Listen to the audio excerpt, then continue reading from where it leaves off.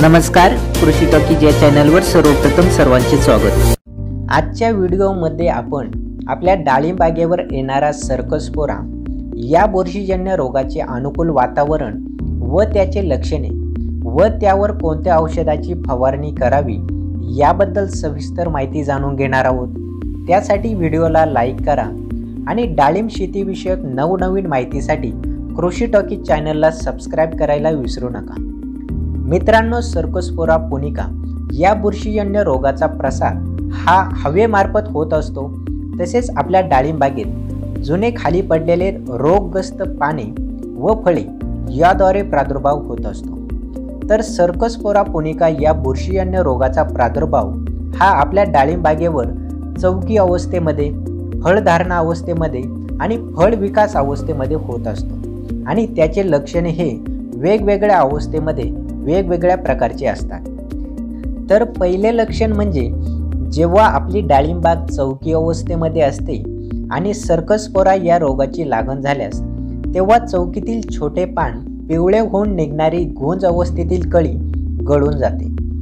दुसरे लक्षण म्हणजे जर आपली डाळिंब बाग सेटिंग म्हणजे फळधारणा अवस्थेमध्ये असते तेव्हा मादी कळी ओमललेल्या अवस्थेत देठावर सर्कस्पोरा या बुरशीची लागण झाल्यास फुलगळ होते। तिसरे लक्षण जर आपली डाळिंब बाग फळधारणा व फळ विकास अवस्थेमध्ये असते तेव्हा सर्कस्पोरा या रोगाची लागण झाल्यास तेव्हा डाळिंब झाडाच्या पानावर व फळावर फिक्कट तपकिरी रंगाचे डाग आढळून येतात। अशा प्रकारे सर्कस्पोरा या रोगाची लक्षणे डाळिंब बागेवरती आढळून येतात। आता आपण या सर्कस्पोरा रोगाचे अनुकूल वातावरण नेमके कोणते याबद्दल जाणून घेऊया। तर सर्कस्पोरा या रोगास जेव्हा अनुकूल तापमान हे 25 ते 35 डिग्री सेल्सिअस आणि वातावरणात सापेक्ष आर्द्रता ही 90 ते 95% जेव्हा असते तेव्हा या रोगाचा प्रादुर्भाव हा डाळिंब बागेवर जास्त दिसतो। म्हणजेच सर्वात जास्त प्रमाणात सप्टेंबर ते नोव्हेंबर या महिन्यात असे वातावरण असते तेव्हा हा रोग जास्त वाढतो। त्याचबरोबर आंबे बहारातील चौकी अवस्थेत व कळी अवस्थेत दव व धुके पडल्यास या रोगास अनुकूल वातावरण होऊन याची वाढ होत असते। त्यामुळे आपली डाळिंब बाग ही जेव्हा चौकी अवस्थेत, फळधारणा अवस्थेत व फळ विकास अवस्थेमध्ये जेव्हा असते तेव्हा या रोगाचा नियंत्रणासाठी काही बुरशीनाशकाची फवारणी घ्यावी, जेणेकरून या रोगाचा प्रादुर्भाव हा आपल्या डाळिंब बागेवर होणार नाही याची काळजी त्या ठिकाणी घ्यावी। त्यासाठी मित्रांनो, सर्कस्पोरा या रोगाच्या नियंत्रणासाठी आपण कार्बेंडेजिम 50% कंटेंट असलेल्या औषधाची आपण फवारणी घेऊ शकतो। त्यामध्ये बावेस्टिन, झेन, धानुस्टिन यापैकी कोणत्याही एका औषधाची 2 ग्रॅम प्रति लिटर पाण्यास या रोगाच्या प्रिव्हेंटेटिव्ह म्हणून फवारणी घ्यावी। जर आपल्या बागेत या रोगाचा प्रादुर्भाव झालेला असेल तर त्याच्या नियंत्रणासाठी आपण क्लोरोथायोनिल 70% कंटेंट असलेल्या औषधाची आपण फवारणी घेऊ शकतो। त्यामध्ये कवच, जटायू किंवा टाटा ईशान यापैकी कोणत्याही एका औषधाची 2 ग्रॅम प्रति लिटर पाण्यास फवारणी घ्यावी।